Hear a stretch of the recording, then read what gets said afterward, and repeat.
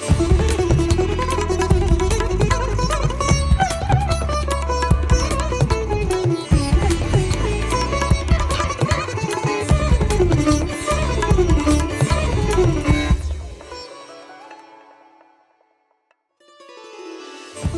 श्री साई राम। साई प्रेम वाणी के हमारे आज के प्रसारण में आप सबका हार्दिक स्वागत है। आज हम आप सबके लिए लेकर आए हैं सुमधुर कार्यक्रमों की मनमोहक कड़ी।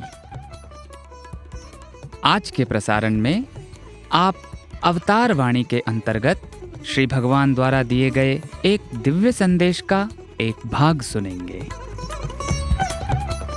तो चलिए कार्यक्रम का शुभारंभ करते हैं।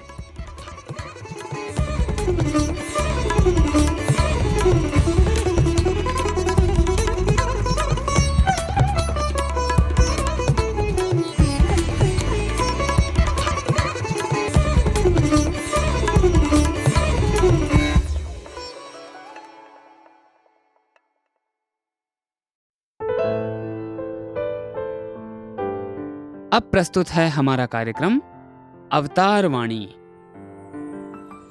भगवान बाबा द्वारा सन 1984 को श्रीमद् भगवद गीता पर दिए गए दिव्य संभाषण का एक भाग आज हम प्रस्तुत करने जा रहे हैं।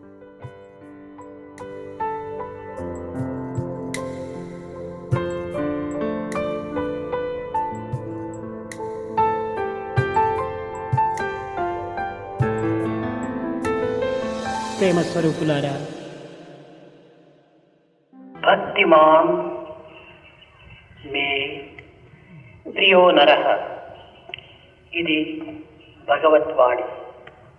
భక్తిమాన్ భక్తి కలిగినవాడు, మే నాకు, ప్రియో నరః అట్టివాడే నాకు ఇష్టడు అనగా భక్తి కలిగినటువంటి వాడే నాకు ఇష్టడు అని దీని యొక్క అంతరార్థం। ప్రపంచంలో మానవుడు అనేక విధములైనటువంటి ఫలములను స్వీకరిస్తున్నాడు।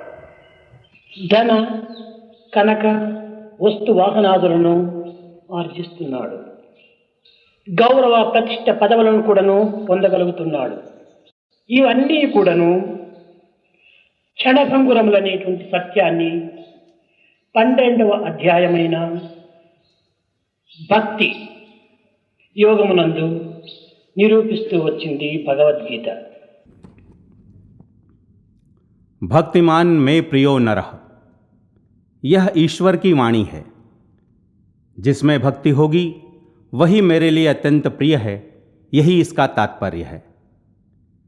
संसार में मनुष्य अनेक प्रकार के फलों को स्वीकार कर रहा है। धन, संपत्ति और अनेक प्रकार की वस्तुओं का संचय कर रहा है। यश और प्रतिष्ठा के साथ पदों को भी प्राप्त कर सक रहा है। भगवद गीता के 12वें अध्याय भक्ति योग में इन सब तत्वों को नश्वर निरूपित किया गया है। ప్రపంచంలో మనము పొందవలసినటువంటిది మహోజ్వలమైనటువంటి సాయుధ్యమైనటువంటి సారసహితమైనటువంటి అమూల్యమైనటువంటి వజ్రము భగవత్ ప్రీతి। అయితే ఇట్టి ప్రేమ మనకు ఏ మార్గమునందు లభిస్తుంది, ఏ మార్గమును మనం అనుసరించాలి అని योचिंचाली। इस संसार में हमें अत्यंत उज्जवल, सायुध्यसम, सारपूर्ण और अमूल्य हीरे के समान ईश्वर के प्रेम को प्राप्त करना है। परंतु ऐसे प्रेम को हम किस प्रकार प्राप्त कर सकते हैं, इसके लिए हमें किस मार्ग का अनुसरण करना है, इस तथ्य पर हमें विचारना चाहिए। क्षेत्रमुनु పరిశుద్ధము చేయక విత్తులు నాటినప్పుడు పంటలు పండవు। అదే విధముగానే హృదయక్షేత్రమునందు అహంకారం అనేటువంటి ఈ దుష్ట సంబంధమైనటువంటి విషయములను దూరము గావించినప్పుడే ఆత్మానందం అనేటువంటి పంట మనకు లభిస్తుంది. దీనిని భగవద్గీత యందు దేహాభిమానమును దూరం గావించుకోవాలి అని బోధిస్తూ వచ్చింది భక్తి యోగం. మానవుడు భగవంతుణ్ణి ప్రేమించినట్టుగా భావించుతున్నాడు, కానీ తద్వారా లభించేటువంటి ఫలితము శూన్యం. భగవంతుడు నన్ను ప్రేమిస్తున్నాడా లేదా అనేటువంటి విషయము ప్రధానమైన లక్ష్యం. నీవు భగవంతుణ్ణి ప్రేమించినను భగవంతుడు నిన్ను ప్రేమించకుండినా ఫలితం శూన్యం. అయితే భగవంతుని ప్రేమను పొందేటువంటి మార్గం ఏమిటి? సంతుష్ట సతతం అని చెప్పింది భక్తి యోగం. దృఢ నిశ్చయ అని కూడాను బోధించింది.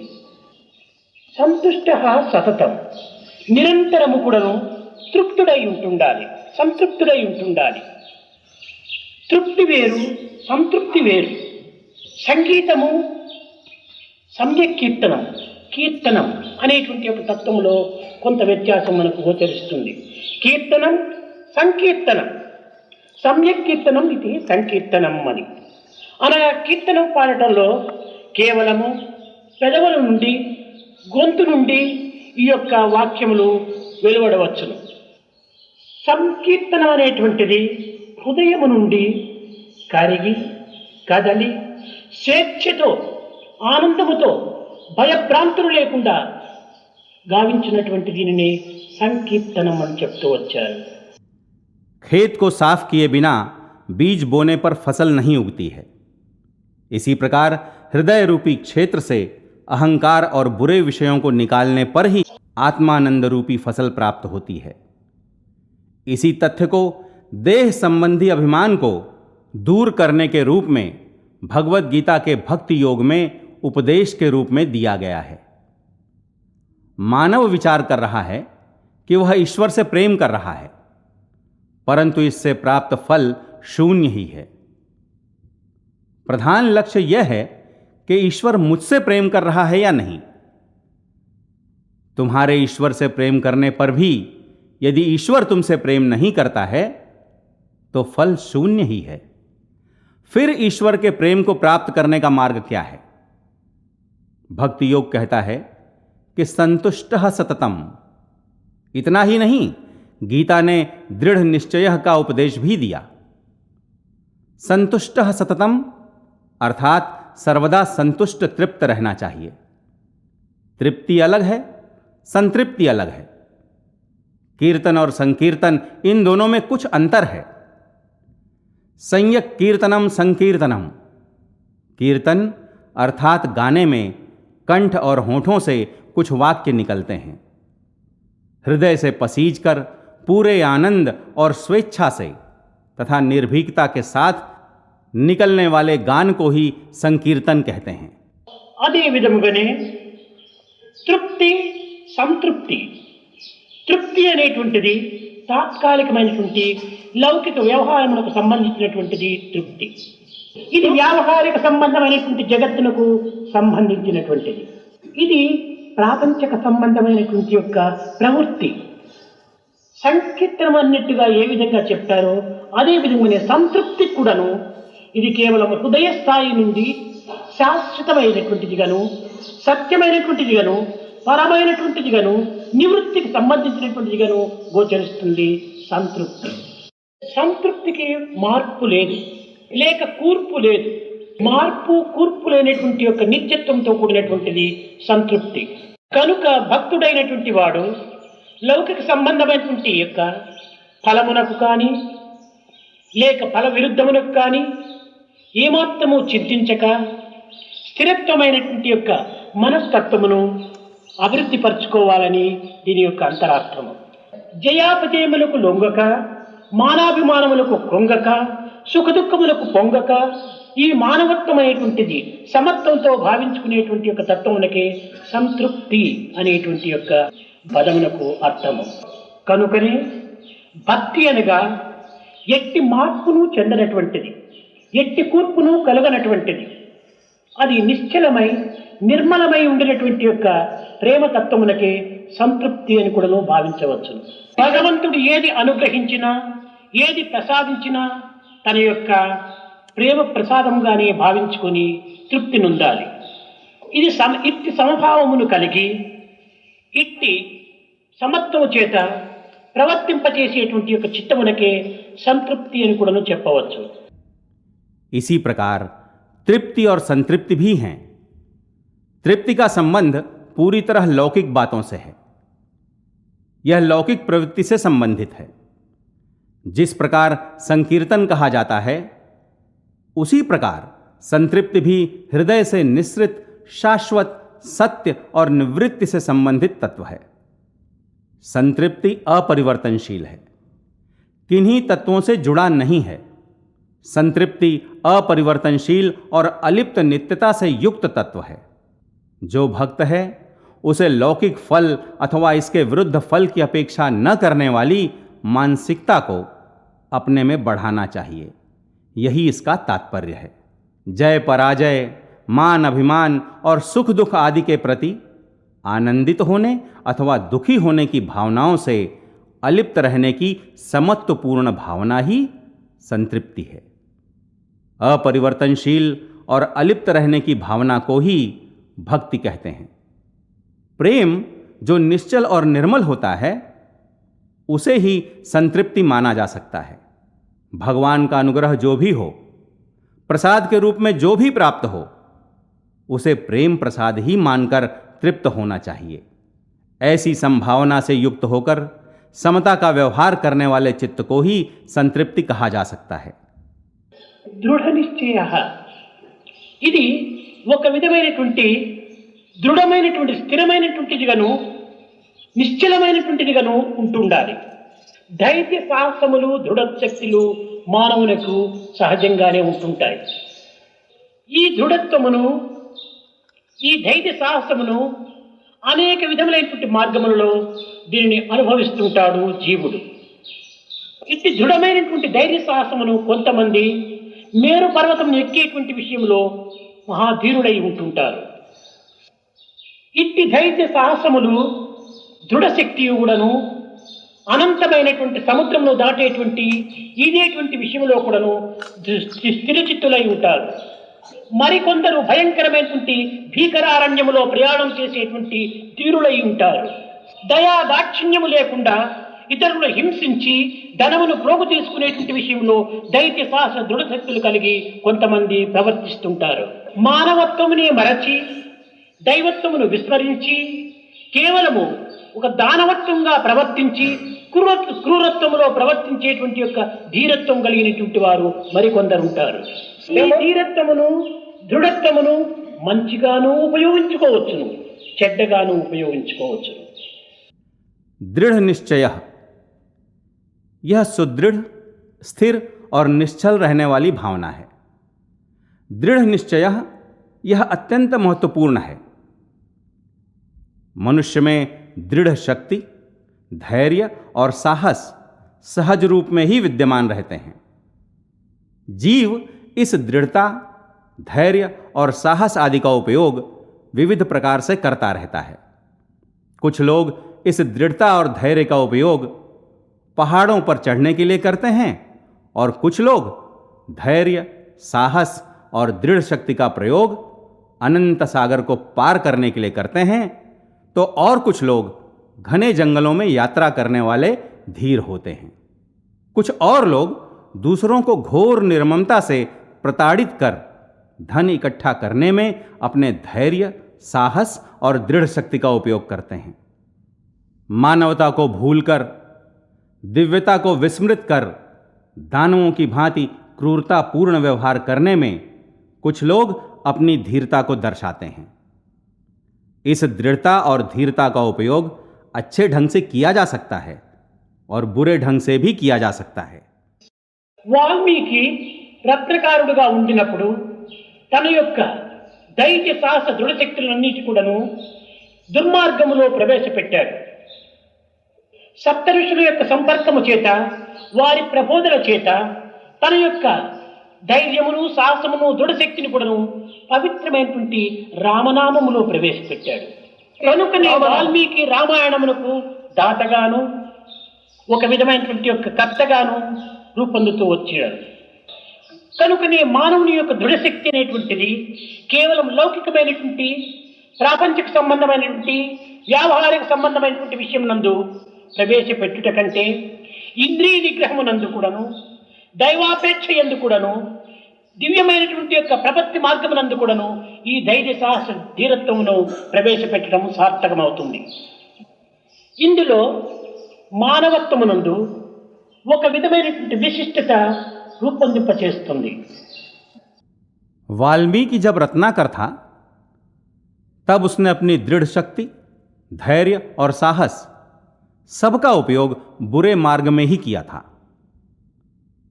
सप्त ऋषियों के संपर्क में आने और उनके उपदेश पाने के बाद उसने अपनी दृढ़ शक्ति, धैर्य और साहस सबको राम नाम में झोंक दिया.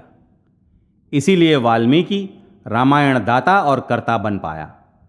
अतः मानव की दृढ़ शक्ति का उपयोग लौकिक और सांसारिक विषय संबंधी व्यवहारों में लाने की अपेक्षा इंद्रिय संयम, दैवी अपेक्षा और दिव्यता पूर्ण प्रपत्ति के मार्ग में उपयोग में लाने पर मानवता सार्थक होगी.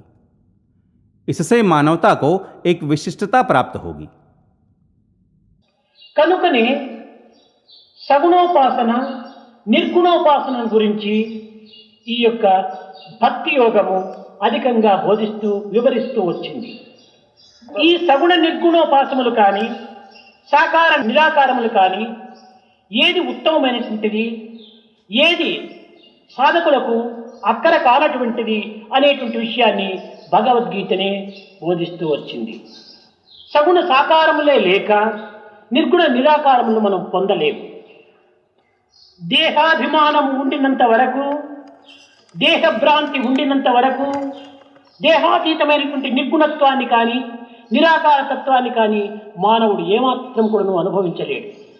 ఏనాడు సాధకునకు దేహాభిమానము, లోకాభిమానము, ఈ అభిమానములు సంపూర్ణంగా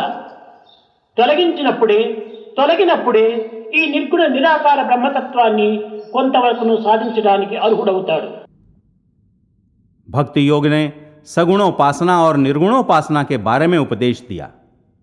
सगुण निर्गुणोपासना, साकार निराकार, इनमें से क्या उत्तम है और क्या साधकों के लिए नितांत अनावश्यक है, इनका उपदेश भगवत गीता ने दिया. सगुण साकार के बिना हम निर्गुण निराकार को प्राप्त नहीं कर सकते हैं. देहाभिमान और देह संबंधी भ्रम के बने रहने तक मानव निर्गुणत्व और निराकार तत्व को प्राप्त नहीं कर सकता है. देहाभिमान और लोक संबंधी अभिमान के पूरी तरह समाप्त होने पर ही मानव निराकार निर्गुण ब्रह्मत्व को पाने के योग्य बनता है. నేను దేహము, నాకు దేహం ఒకటి కలదు, నేను మానవాకారుణ్ణి అనేటువంటి భావం ఉండినంత వరకు కూడాను మనకు నిరాకారం అనేటువంటిది ఏమాత్రం కూడాను సాధించడానికి ఎట్టి వారికైనా సాధ్యం కాదు. కనుకనే దేహమాన్ అన్నాడు కృష్ణుడు. దేహాభిమానం ఉండినంత వరకు, నేను దేహము అనేటువంటి భ్రాంతి ఉండినంత వరకును ఈ నిరాకార తత్వాన్ని సాధించటం సాధ్యం కాదు. కనుక భక్తులైనటువంటి వాడు, సాధకుడైనటువంటి వాడు సగుణ సాకారాన్ని ప్రప్రథమలో ఆరాధనకు ప్రారంభించాలి. ఇది కొంతకాలం వరకును సాగిన తరువాత క్రమక్రమేణా ఈ సాకారముని ఆధారం చేసుకొని నిరాకార తత్వంలో ప్రవేశిస్తుంది. मैं शरीर हूं, मेरा एक शरीर है, मैं मानवाकार में हूं, जैसी भावनाओं के बने रहने तक व्यक्ति चाहे जैसा भी क्यों न हो, निराकार तत्व को पाना संभव नहीं है. इसीलिए श्री कृष्ण ने देहम माम कहा. देहाभिमान और मैं शरीर हूं जैसी भावनाओं के बने रहने तक इस निराकार तत्व को प्राप्त करना कदापि संभव नहीं है. जो भक्त और साधक हैं उसे सबसे पहले सगुण साकार की आराधना करनी चाहिए. कुछ समय तक इस साधना के जारी रहने के बाद इसी सगुण साकार को आधार बनाते हुए निराकार तत्व में प्रवेश किया जा सकता है. విశ్వస్వరూపాన్ని కూడాను ఆరాధన చేయవచ్చునని కూడాను భావిస్తూ వచ్చారు. కానీ విశ్వస్వరూపం కూడాను ఒక సాకారమే కదా. విశ్వస్వరూపం అనేటువంటిది భూతాకాశం. విశ్వ విరాట స్వరూపం అనేటువంటిది ఇది కేవలము చిత్తాకాశం. ఈ రెండింటికి అతీతమైనటువంటి యొక్క మనో ఇంద్రియములకు అతీతమైనటువంటి యొక్క స్థాయిని చిదాకాశం. మనం జాగ్రత్త అవస్థ యందు అనుభవించినటువంటి అన్ని కూడాను కొన్ని కాకపోయినను కొన్నిని మనకు స్వప్నావస్థ యందు గోచరిస్తూ ఉంటాయి. జాగ్రత్త అవస్థ యందు మనో ఇంద్రియముల యొక్క ప్రభావము అధికంగా ఉంటుంటుంది. కానీ స్వప్నావస్థ యందు ఇంద్రియ ప్రభావం లేకపోయినప్పటికీ మనో ప్రభావం ఉంటుంటుంది. అదే కారణ స్వరూపమైనటువంటి సుషుప్తి అవస్థ యందు మనస్సు కూడాను లీనమైపోతుంది. దృశ్యకల్పితమైనటువంటి ఇంద్రియ సంబంధమైనటువంటి యొక్క ప్రభావమే భూతాకాశం. మానసిక సంబంధమైనటువంటి ప్రభావం యొక్క ప్రవృత్తిలే ఇది చిత్తాకాశం.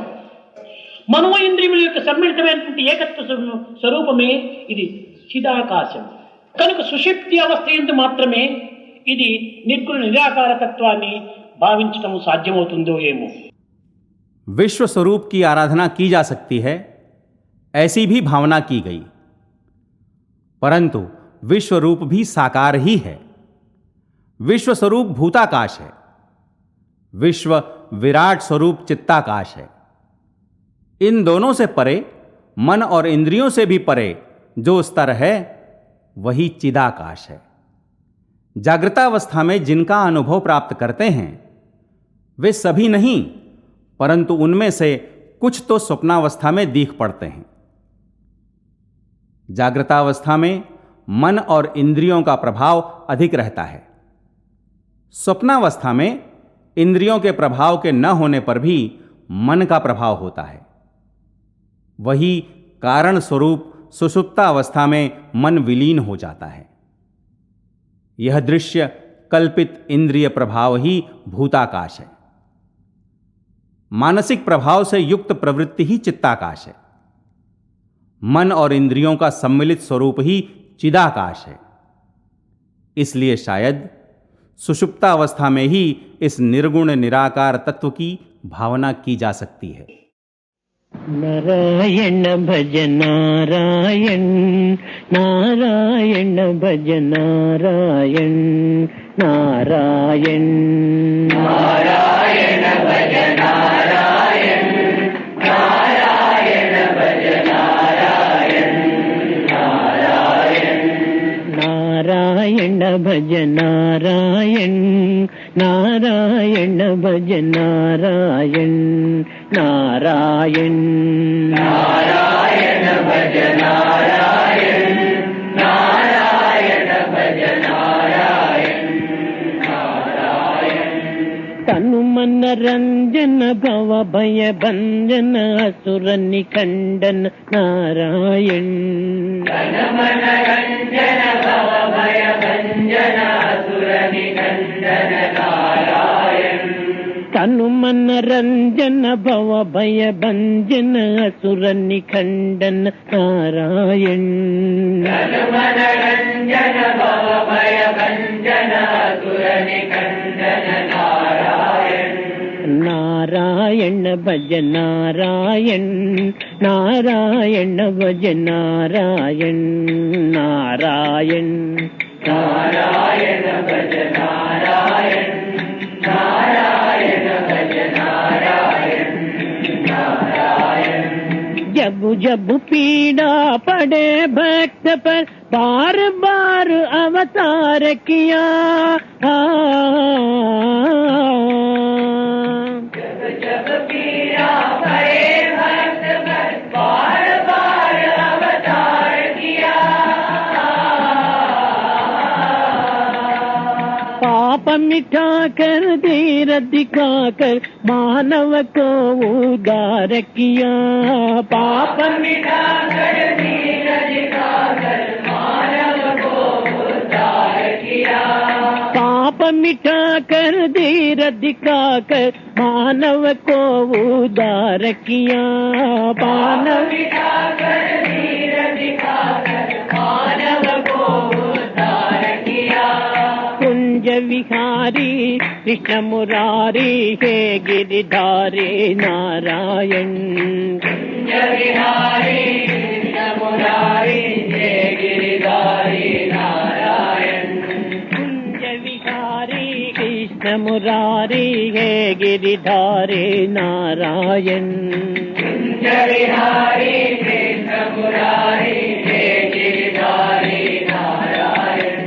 नारायण भज नारायण, नारायण भज नारायण, नारायण नारायण भज नारायण, नारायण भज नारायण, नारायण। मत्स्य कूर्म वराह नरहरि वामन को अवतार किया, मत्स्य कूर्म वराह नरहरि वामन को अवतार किया। परशुराम और राम कृष्ण बन, परशुराम और राम कृष्ण दुष्टों को संहार किया, दुष्टों को संहार किया। हे अवतारी लीलाधारी कुंज विहारी नारायण, हे अवतारी लीलाधारी कुंज विहारी नारायण। नारायण भज नारायण, नारायण भज नारायण, नारायण नारायण भज नारायण, नारायण भज नारायण, नारायण। भजन से मन को सजन बनाकर भक्ति मार्ग सिखला दिया, भजन से मन को सजन बनाकर भक्ति मार्ग सिखला दिया।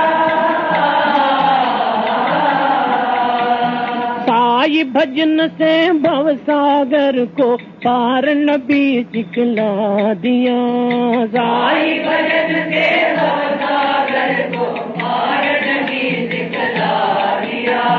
पतितोद्धारी पति विहारी हे गिरिधारी नारायण, पतितोद्धारी पति विहारी हे गिरिधारी नारायण। पतितोद्धारी पति विहारी साई मुरारी नारायण, पतितोद्धारी पति विहारी साई मुरारी नारायण। नारायण भज नारायण, नारायण भज नारायण, नारायण नारायण भज नारायण, नारायण भज नारायण,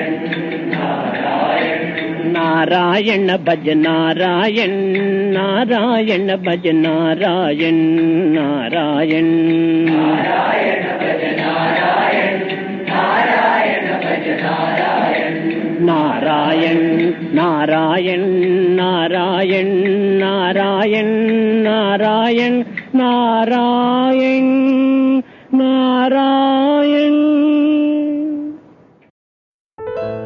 अभी आप सुन रहे थे अवतार वाणी।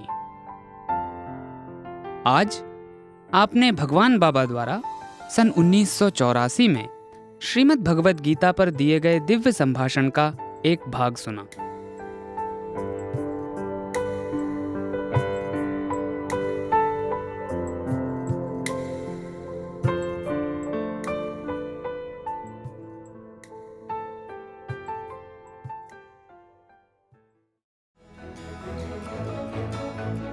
इसी के साथ हमारे साईं प्रेम वाणी कार्यक्रम का समापन होता है।